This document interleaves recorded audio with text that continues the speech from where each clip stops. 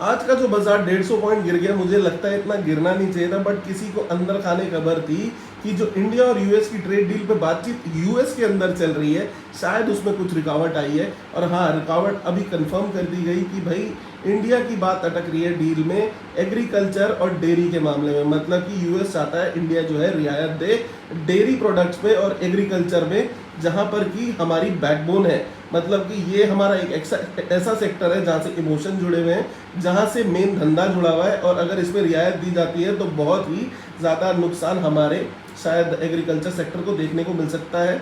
इसीलिए शायद सरकार अड़ी हुई है, और बिल्कुल सही मूव है। सरकार को बिल्कुल कॉम्प्रोमाइज़ करना नहीं चाहिए, जो है सही है। जय जवान जय किसान।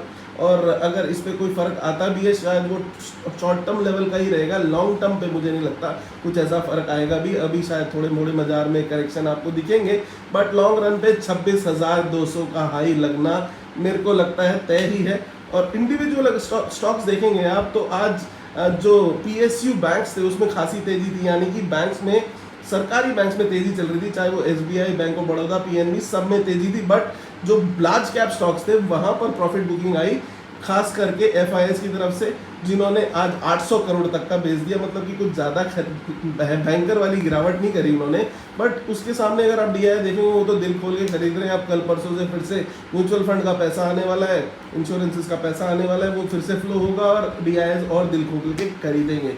तो घबराने वाली कोई बात नहीं है, छोटा सा एक डाउन ट्रेंड है, उसके बाद वापस मार्केट ने ऑल टाइम हाई जल्द ही टच कर देना है। मिड कैप तो आज तेजी थे ही थे, उसमें कोई वो नहीं है। बाकी एक खबर आ रही थी, तेलंगाना में एक शायद केमिकल प्लांट है शायद, उसमें आज भयंकर रिएक्टर प्लांट में आग लग गई, ब्लास्ट हो गया और काफ़ी लोगों की दुखद मृत्यु हो गई। उनको भावपूर्ण श्रद्धांजलि। बहुत दुख होता है यार, ऐसी ऐसी घटनाएं हो जाती है जब हमारे देश में, और जो हार्ड वर्कर्स होते हैं उनको ऐसी दुखद मृत्यु का सामना करना पड़ता है। और इसके अलावा जो सिगाची के शेयर थे वो 10-11% तक क्रैश कर गए।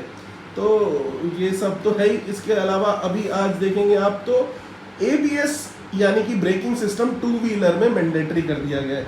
तो इससे आप क्या हो रहा है, जो एंट्री लेवल की बाइक्स है ना, चाहे वो पैशन, स्प्लेंडर, ये सब एंट्री लेवल की थोड़ी सस्ती बाइक, तो 1 लाख से कम कोई बाइक आ नहीं रही है, बट फिर भी जो एंट्री लेवल की बाइक भी है अब उनमें एबीएस अब कंपलसरी कर दिया गया, जिसकी वजह से आज ऑटो सेक्टर के टू व्हीलर्स के शेयर गिरने लग गए। बट ये भी टेम्परेरी है, जिस दिन इस पे प्राइस रिवीजन आएगा टू व्हीलर के स्टॉक ऐसे भागेंगे ना, दुगने हो जाएंगे। यहाँ से जितने 40% करेक्ट हो रखे हैं और थोड़े से और होंगे, ऐसे भागेंगे, दुगने हो जाएंगे, पता ही नहीं चलेगा कहाँ चले गए टू व्हीलर। चाहे बजाज ले लो, टीवीएस ले लो, हीरो मोटोकॉर्प ले लो।